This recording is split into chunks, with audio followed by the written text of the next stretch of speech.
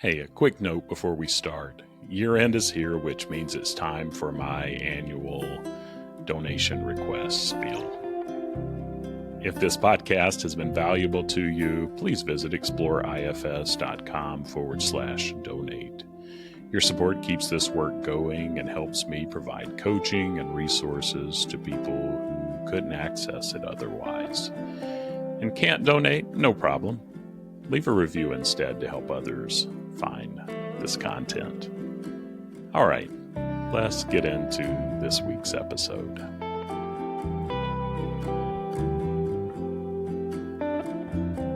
Welcome back to IFS Meditations and Insights. I'm Tim Fortescue, your guide on this journey toward wholeness through the lens of internal family systems. Together, we're creating a sacred space to explore, accept, and love all parts of ourselves. As we do this work, we open ourselves to experiencing divine love and living more authentically. Let's begin.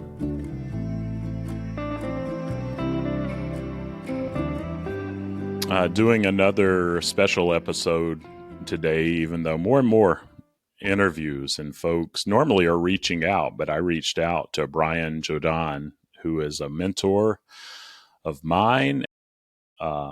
Just so grateful to reconnect. Yeah, often people reach out to me and there's not a lot of connection, so it's nice to have someone that I know. We're just going to sit down for a fireside type chat and have a conversation. But good to see you, Brian. And yeah, how you been doing? Good to see you, Tim. Good to be with you. It's been a little while, but I'm doing well. It's been always an adventure, and I'm just trying to pay attention to the path as it reveals itself and being faithful to that. Yeah, that's great. And are you in North Carolina?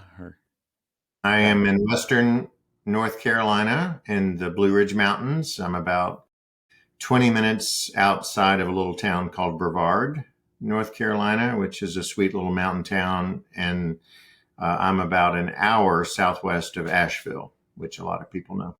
Yeah, and you and I mean, we cross paths. Well, my wife sent me, she's a therapist, and she has sent me stuff about IFS, and I was taking a sabbatical probably about 5 years ago and just kind of regrouping, recalibrating. She sent me an email of the IFS Institute promoting the Coaching for Self-Leadership course that you and Guthrie Sayin did live at the time. Tell you, you and I connected after that, and just really, you've been with me from the beginning of this journey, and we'll talk about that more in a bit, but would love for you, introduce yourself. And you've been around the IFS world for a long time, and so whatever makes sense to share there. Yep, one of the old timers, I guess. Well, tell us. Go ahead. So I'm Brian Jaudon, and I still identify as we like to say as a coach these days, although I've been coaching in some form or another for about 30 years, and that has evolved what that looks like over the decades. But so I got introduced, a dear friend and mentor, Karen Blaché, who was is a former IFS lead trainer, introduced me to the IFS model. Oh gosh, probably 2001, 2002. And I ended up doing my level 1 IFS training, I think in 2003, and then level 2 the following year in 2004. And my level 1 training, I was very fortunate. My lead trainer was Susan McConnell, which, as many in the IFS universe know, is very closely connected to somatic IFS. I think she has a book out on somatic IFS.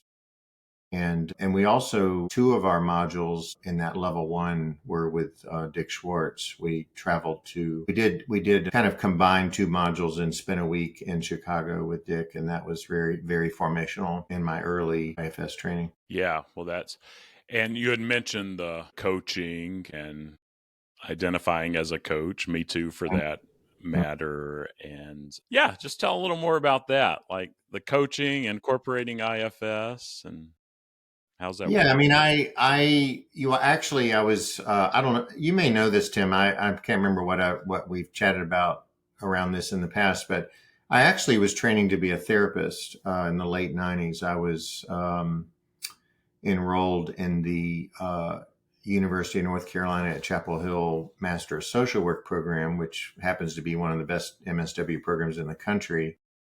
I have a real knack for leaving really prestigious programs and Mhm. not finishing them. And I've been a bit of a renegade or a rebel most of my career, and I've learned to embrace that over time. But I was about halfway through the UNC Chapel Hill MSW program, and I realized that was just not the right path for me. I mean, I'm glad I had that experience, but uh, is one of those, sometimes you don't know what your path is until you get on the wrong path and then you make a course correction.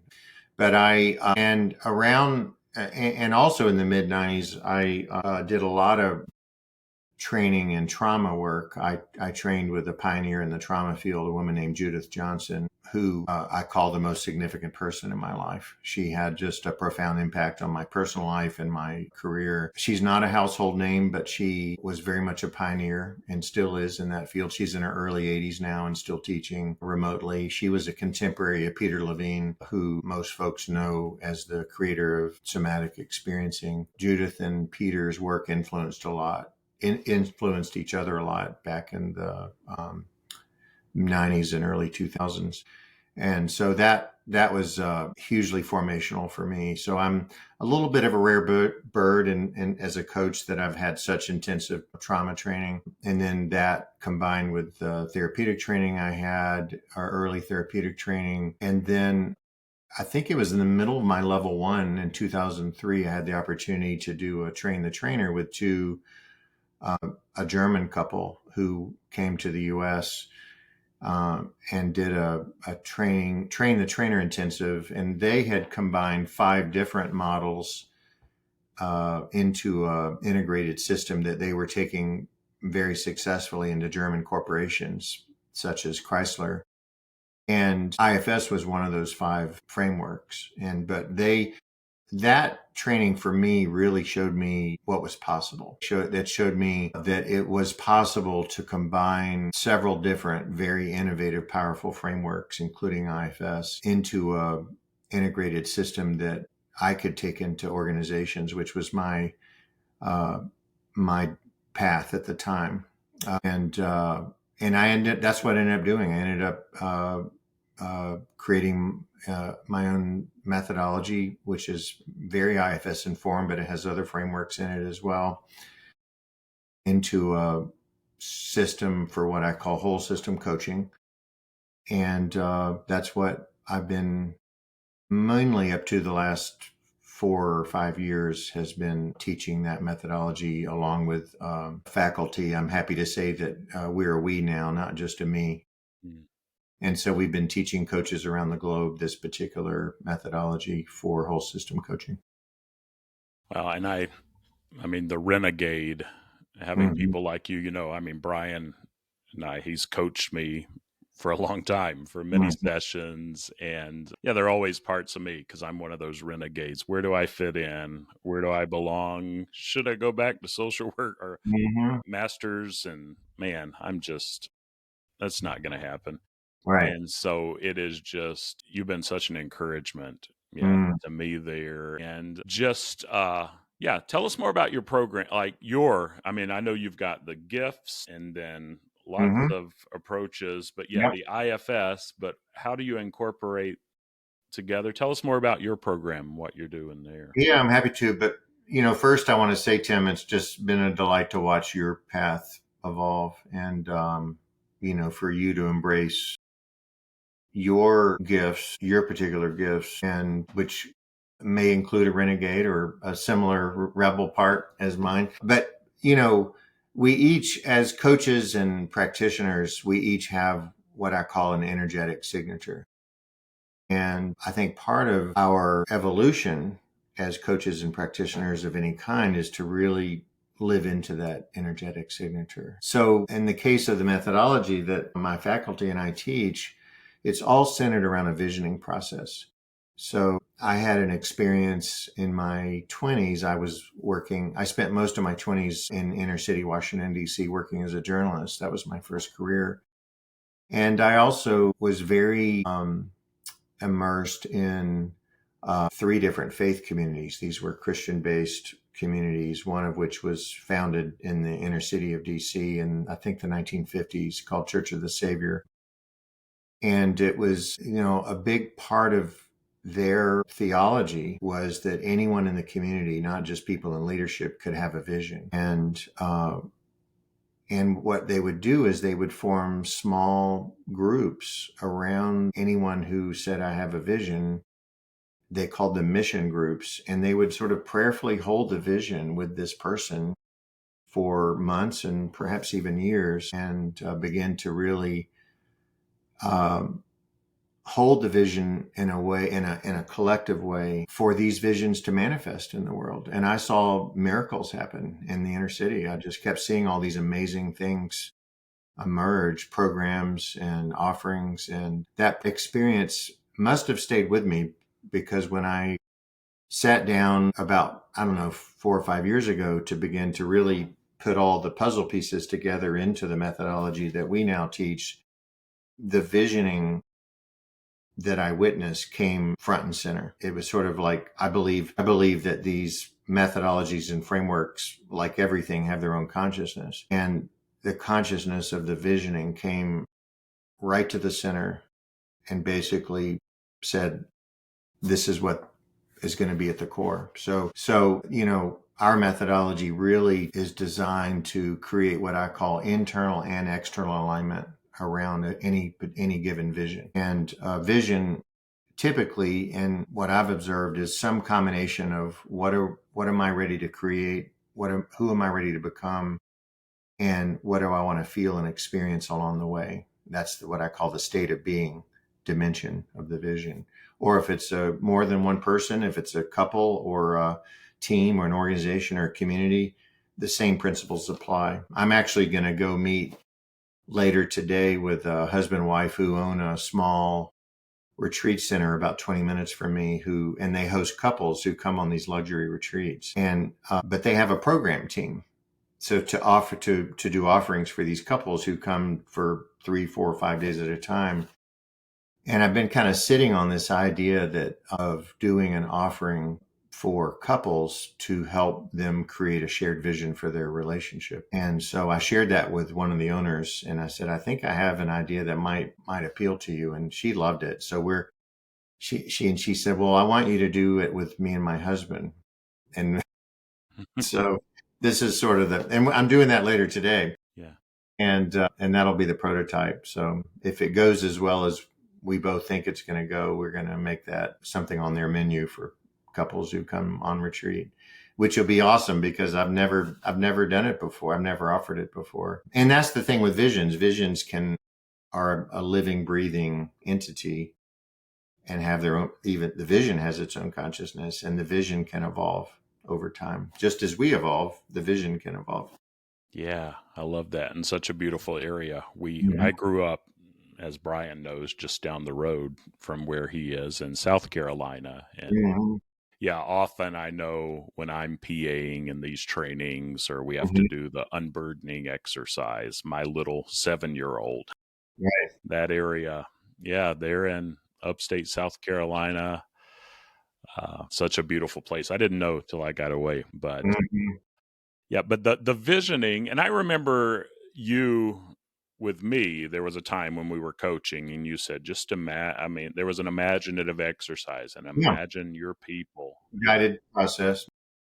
Yeah, we help people access a future energetic state, actually, in the guided meditation process. And that could be, we allow the individual or the group to decide what time in the future they want to access, whether it's 6 months or a year or 5 years. And we say, okay, we kind of guide them to access that future energetic state. And then from there, information begins to download, so to speak, and fills in the gaps. So we access that state without really knowing much about our vision. And then the information and the data comes once we access that. And then from there, we clarify a written statement. Usually it's 1 to 3 sentences. Although others who are rule breakers as well as me and you Mhm. often go longer, and that's fine. But so this and the vision gets clarified, usually in written form, and it has to meet 5 criteria for the vision, which are, if I can remember them, bold, clear, succinct, compelling, and inspiring. And once we meet the threshold of those 5 criteria, then we bring in IFS almost immediately, and we say, okay, now that we have the vision, let's ask your system, let's invite any parts of you that have any energy at all, good, bad, or indifferent around the vision, to come forward and to tell us who they are. So typically, once the vision is clarified, there are often parts that are full spectrum, parts that are excited, enthusiastic, can't wait, all the way to the other end of the spectrum, which are parts that are terrified and are afraid of what might happen if the person lives into that vision. And then all the parts in between, parts that might be skeptical or pragmatic, or like, well, it sounds good, but how is that going to happen? Or maybe an imposter part, like that's not for us, that's for someone else. Or a part that feels is too grandiose or maybe too small. So a whole range of parts. So we invite all those parts to make themselves known and create what we call a vision parts map. And that really brings into awareness the parts that will need to be befriended, to borrow a term from IFS, in order to fully live into the vision, because we can't fully live into the vision if we're not, again, whole system coaching, if we're not inviting parts that have any hesitation or resistance or fear around the vision to be fully witnessed and met with love and compassion. The vision is typically not fully lived into. That's part of the visioning, what we call the visioning series, is the identification and befriending of the parts. Yeah, well, I think of that often. And now, I mean, you know me, I've always got parts that say, oh, Yeah. there's more to go, or Hmm. we've got, and I'm aware of that. But yeah, I think of you often of that. Yeah, just I forget how you word it, but yeah, fine. Imagine your people Yeah. like coming behind you. And now, I mean, when we were doing that, no idea I'd be inviting you on a podcast that Mhm. people listen to. And uh, And that gets in a little bit of the gifts too, Tim. But you were asking about other aspects of our methodology. yes, The gift development piece is another, what we would call, pillar of our methodology, and that's all about discovering and developing those innate abilities and superpowers that we came into the world with. We didn't need to go to a training or a school or to acquire those abilities and gifts. They're innate to who we are. So a big part of our process is to help people really invite into their awareness and consciousness all the abilities that they're going to need. Again, we can't fulfill our vision without our gifts. It's not possible in my experience. And so we have a whole process for bringing those into one's awareness, and then we map those gifts to a framework that we call the 5 stages of gift development, which is a developmental framework that's very, very essential to really fully uh, again, as with everything, the gifts have their own consciousness, just like parts do. And often there's a lot of parts activity around gifts because the gifts are so powerful. So again, we bring in IFS to do what we call, so we identify the gifts, we map them to the 5 stages, we coach. So the 5 stages are, if I could just name them quickly, are please. invoking or inviting the gifts to make themselves known. It's essentially the state of, I am ready to know my gifts. And then the second stage is clarifying the essence of the gift. What is the gift truly about? And then inviting, or receiving or claiming the gift. Just because we have a gift doesn't mean we've fully received it into our being. And then honoring the gift in our life and our work, and then offering the gift in the world. And as with many developmental frameworks, we're often in multiple stages at one time.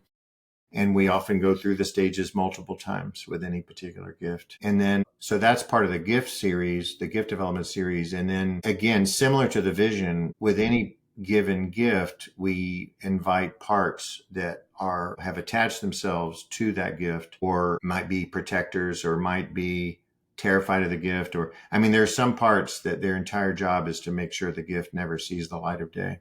Yeah. And I'm loving this, by the way. Keep talking. Yeah. Yeah. It's great. Yeah. So that's a really important part. So again, just like with the vision parts, we invite, for any given gift, any part that has any energy at all around a particular gift, to come forward and to be witnessed and acknowledged in a non-judging, non-shaming way. And often these parts are highly protected around the gifts. So they're and so we work, that's part of the coaching engagement, is to work with the gift related parts. So again, the gifts can have full expression, because if the gifts can have full expression, then that allows us to really fully live into our vision. Yeah, and this is coming back to me now from some of our other conversations, but yeah, the claiming, the Mm-hmm. honoring, I'm still Mm-hmm. growing a lot in that, and then offering it to the world. But yeah, so powerful. It is.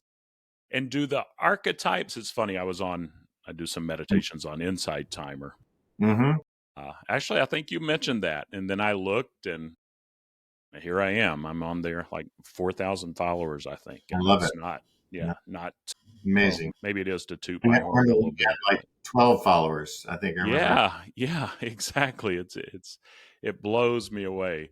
I But love I it. was on there, and I do these lives once a week, and sometimes my little boy from Appalachia comes out, and Mm-hmm. someone was talking about archetypes, and I said Mm-hmm. archetypes. And I don't Yeah. think I even knew exactly how to say that before I met you. But where do the archetypes come in? Yeah, great segue, by the way. So, yeah, so the archetypes, so I've been working with archetypes for a couple of decades, even before I put this whole system and methodology together. So, archetypes, as some of your folks may know, have been around forever.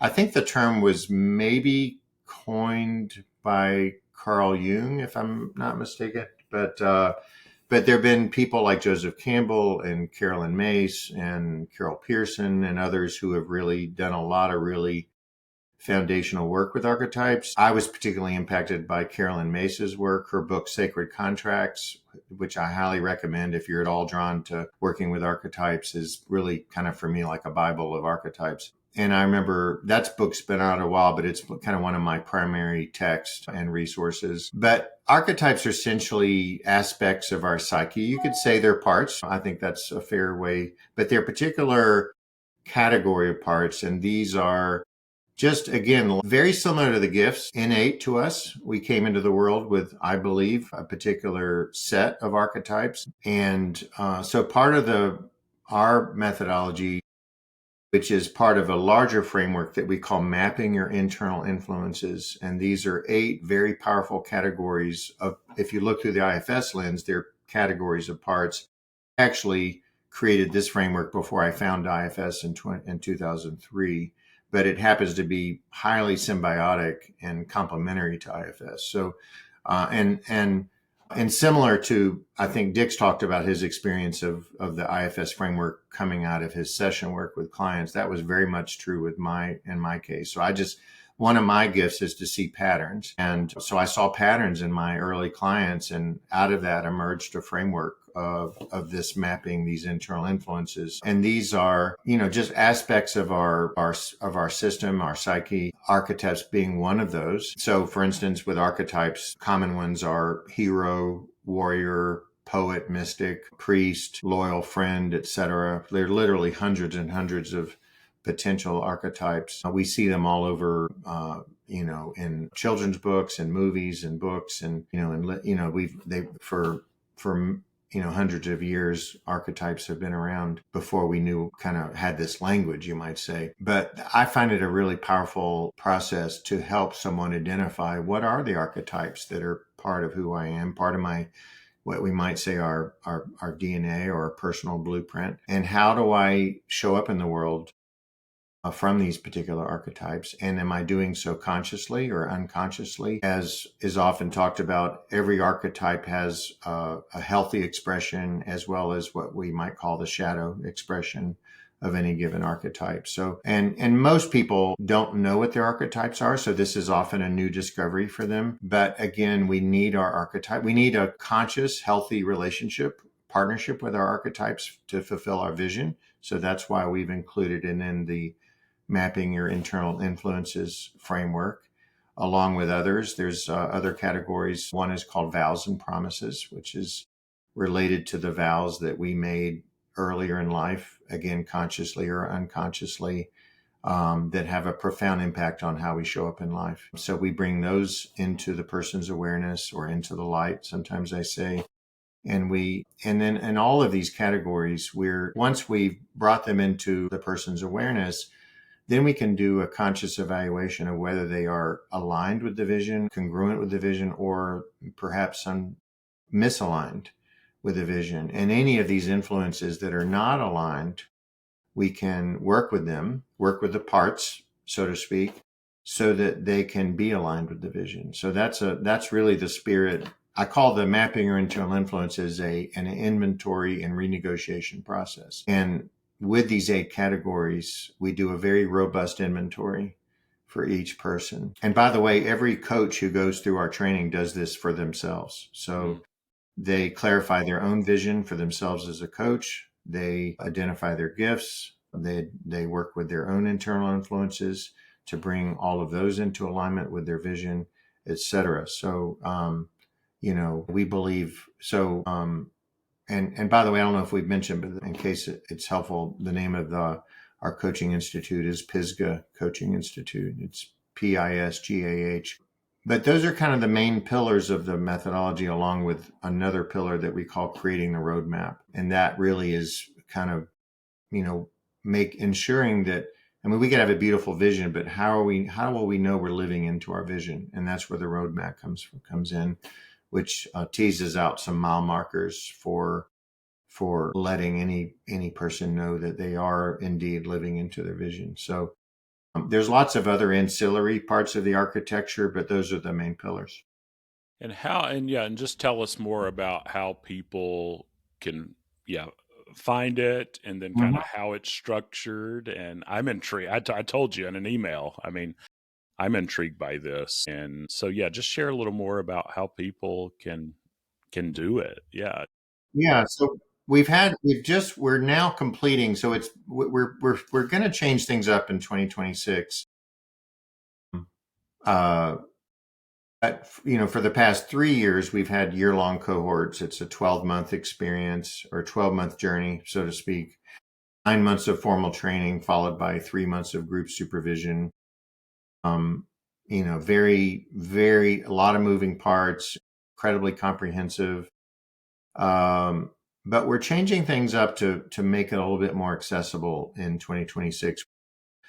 We're going to offer the training in standalone modules, with the exception that the visioning module will be a prerequisite for the other modules that teach the subsequent pillars of the methodology. So in other words, visioning will be a prerequisite. Someone could take just the visioning and say, hey, that's all I need. But if you want to go a little further, those who've taken the visioning series or the visioning module will then be eligible to take the gift development module, or the mapping your internal influences model, or the roadmap module. And then we're offering another standalone module that we're calling Fundamentals of Coaching. And that someone can enroll in that as a standalone module. And we teach things like 3 core competencies of coaching: presence, attunement, and illumination. We teach 3 levels of contracting with clients. We teach 7 dimensions of trust for the coach, etc. So there's some fundamental pieces of the architecture that we're going to be teaching in that particular series. So, if someone feels drawn and interested, I would say go to the website, which is pisgahcoaching.com. That's PISGAH coaching.com. We have a brand new webpage that talks about these offerings, and then, let us know if you have questions. So we're going to start enrolling that. I don't know when this will broadcast, but early November we'll begin enrollment, and in that series. It'll start January of 2026, starting with the Vision series, which is a 3-part series. In February, we'll do the gift development and so on. So we'll run these modules January through May of 2026. We'll see where we want to go from there. When my plans to get this out a week from tomorrow. Mm-hmm. So hopefully, yeah, that'll be good timing there. Yep. And so, well, what else regarding that? Or That's plenty on that. I mean, I feel like that's a good. Thank you for asking. I mean, I yeah, appreciate you. But yeah, I'm happy to just whatever comes to mind for either of us, Tim, in terms of anything that you think might be of interest to folks who listen or watch this podcast interview. Anything, I'm happy to yeah. go wherever. Well, what if I turn it no pressure? Do you have any questions? Let's flip the role a little bit, or anything there. Any questions there, and then we'll Well, I would see where it goes. say, I guess, if I go to curiosity, which is a good place to go in the realm of IFS, I have a curiosity of just kind of what you're seeing in I think do you still do both individual sessions and group sessions, Tim? Yes. Yeah. So what are you observing that are on the minds and hearts of the people that you work with? What are the things what are people navigating? Are you seeing any patterns with what people are navigating in your individual sessions, your group sessions? What kind of things are on people's minds and hearts these days from your vantage point? Yeah, I love that. And I do have parts that, like, why did you just do this? You could have had control and moved on. But yeah, but I would say for me, most of my work is individual. And where I am in my practice now, there is momentum, like of Mm-hmm. people wanting more group coaching. And so I have a Mm-hmm. couple groups that that I'm doing there. But with both of those, I would say, and it's going to seem kind of general, but first of Mm-hmm. all, spirituality is a Mm-hmm. Yeah. big space. Not that people have to be spiritual with this model, but people are looking for, well, for community and connection of the same type of people who say, like, where do I fit in this world, Mm-hmm. both individually and in those group sessions? And their parts are finding they're not alone.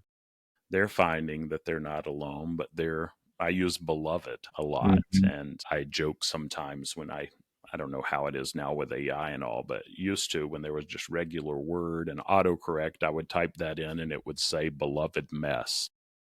And I think there's something to that. And I find though that people are finding that we're all human, that we all belong. Yeah, we've got burdens and we mess up, but there's a place. And maybe this is general, but that's it. Like, we're Yeah. beloved, we belong, and there's a community of people who can accept me too. And it's just been a beautiful thing. I'm finding that. I mean, as you know from our work, I'm finding my tribe and community as I'm able to teach and lead and honor those gifts in me. And it's just, I'm loving offering it to the world and learning right alongside of people. So is that Yeah. helpful? Yeah. Yeah. I mean, I think that's spot on. And honestly, for me, there's nothing better in Yeah. life to find, to live into what I sometimes call our divine contract, which is, why are we on the planet? Uh, and to be in some way actively discovering that every day. I know for me, it's continuously evolving, but I think that's where our greatest joy and our greatest satisfaction and fulfillment comes from, is being in that endeavor in some way. I love the quote, which you may know, from Howard Thurman, who was an African American theologian, among other things. And the quote is, "Don't ask what the world needs. Ask what makes you come alive, because that's what the world needs, is people who have truly come alive." Yeah. And there's so much life Hmm. underneath all the cloudiness or burdens. And I'm really Yeah, I'm experiencing that now. And people will listen and or people will even jump on a consult and they're like, wow, I can't believe you actually make time. And I'm in my basement in southern Wisconsin. My four kids are out there watching a video right now because they're out of school because my wife is seeing clients. She left the house, but just for quiet. And my point is that I'm in it right there with you, and I'm just a few steps ahead, but as if to those that are listening. And finding people like you, and I don't mean to keep praising, I know it's kind of awkward, but I really mean it, of that can be ahead of me, believe in me, help me believe in myself, Absolutely. and able to share that with others. It's a beautiful thing. But yeah, there's not a big setup here. Yeah, and we don't have to do it alone. That's the great thing. I don't think we're supposed to do it alone. I think that's Yeah. where community and finding our tribe comes in. And I think that and what we put out in the world is not for everyone, as you and I both know. I often say, that if my gifts and um, methodology, even if I'm just looking at the coaches around, I actually Googled a couple of months ago how many, what the estimate of how many coaches there are around the planet, which of course is hard to pinpoint. As you and I both know, the coaching industry has exploded over the last decade plus.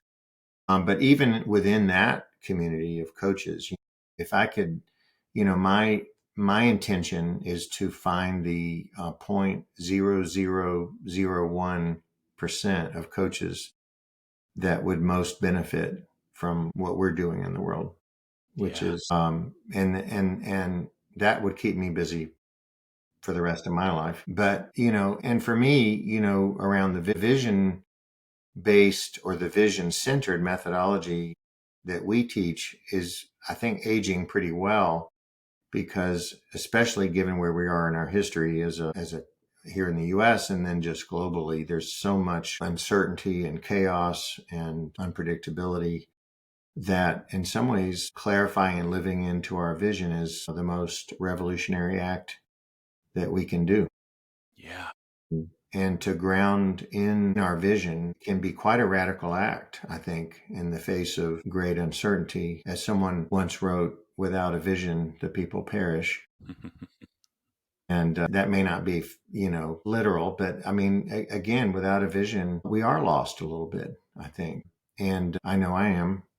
I mean, I think we can, I think there's a place for just, spontaneity and intuition, absolutely. But I think for me, the vision is a really key part of the equation of how to navigate life at any point of our journey here. So, that keeps me busy for the most part, is to one, do that for myself, for the team of people that I work with, that I'm blessed to work with, and to do that with the people that we serve.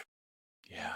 Yeah. And that vision, I realized the time. I got this big clock in front of me. So I want to honor your time and both of our bladders. But I'm the good there. Thank you. Okay. Well, yeah. Well, let's go. If it's all right, we'll go a couple more minutes. But yeah, and that vision is at our core. I mean, that self, that beautiful mystery. All of this is a beautiful mystery, but it's there. And It's collective true. vision as well, not just individual vision, but Yeah. who do we want to be as a community, however we define community, Yeah. whether that's a neighborhood or a region or larger, or just as humans. I think it's so important. Of course, I'm Yeah. biased, but for me, that's an important part of our journey and our discovery process every single day. Yeah. What really is, and I know I remember. Yeah, in some of our work together, and yeah, I mean, I'm just throwing this stuff, seeing what sticks, and it starts to stick in many ways. But then that structure and the questions that you brought were so helpful. But and then my ADD, Mm. ADHD kicks in a little bit. But I was going somewhere really profound with that. But yeah, that it does. It sticks. It's there. And here, I'm back now. I remember joking, like asking you, like, can you really make money at this? Not that it's all about money, but we got to make a living. Do coaches make money? Because I hear so much about people. I'm doing this, but I'm also doing that. And I want to hear, like, coaches that are listening, there's a place for this Absolutely. and for your vision. And so, whatever you want to share about that, and would like to hear kind of the Institute, the coaching track. And I know you've had a little involvement in that. For And the IFS yeah, Institute, yeah, sure. if there's Yeah. anything to share there. Yeah, well, I would say, at the highest level, I believe there are certain universal laws that are at work. And one of those is the law of giving and receiving. So for me, at the highest level, is to invite a right relationship with giving and receiving in our life. And that's the ability to give our gifts and our wisdom and our love and money when we can, and also be open to receiving from life as well. That to be in a healthy, right relationship with giving and receiving, whether we're coaches or something else, teachers, parents, whatever the case may be. But that living into right relationship with giving and receiving is, to me, where it begins, and then trusting that we have something of value to offer. And again, a vision can help with that, but there also are also very tangible things that we need. We need a roadmap for what that looks like, and to trust that we will find our audience. There are people that are waiting for our gifts, and that if we can, and even begin to tap into, and I think this is part of, we do a guided meditation around gifts, just as we do with vision. And I believe part of that meditation is to invite people to energetically attune to the people that are waiting for their gifts and waiting for their And offerings. this is what we did a little bit of, I Yeah. think. Yeah. Yeah. So if we can do that and trust that our audience is out there, and again, it's not for everyone, but for the right people, it can be life changing and transformational, and learn to trust that. Yeah. So cool.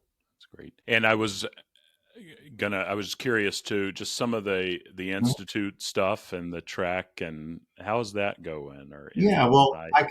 I'm not as plugged in at the moment as I was, say, maybe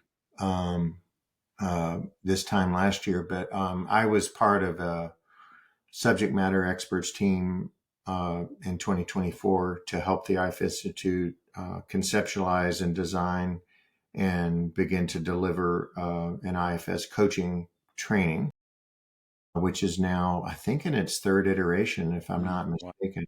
So that's a long time in coming. I remember having conversations with the Institute, over a decade ago, really nudging and encouraging to jump on this coaching bandwagon because I knew the audience was there. And they just were not ready in those early years, but they're ready now, and they've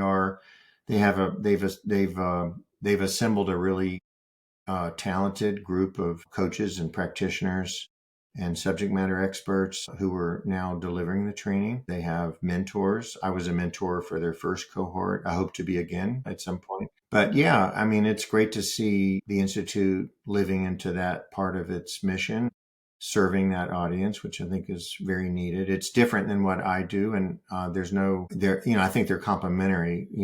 My faculty and I teach a blended methodology that's very IFS informed. We don't teach an IFS coaching training, so that's really where the Institute comes in my mind. But I think I'm excited to see how their training is evolving with each iteration, and I think it's much needed.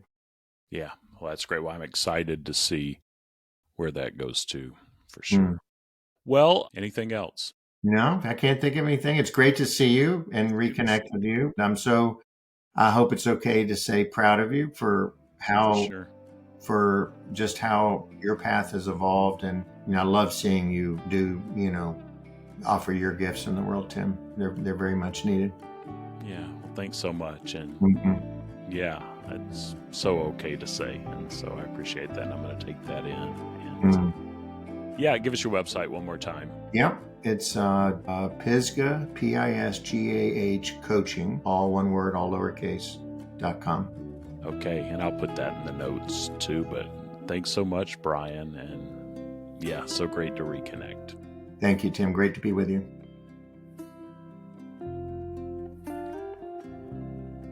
That wraps up another episode of IFS Meditations and Insights.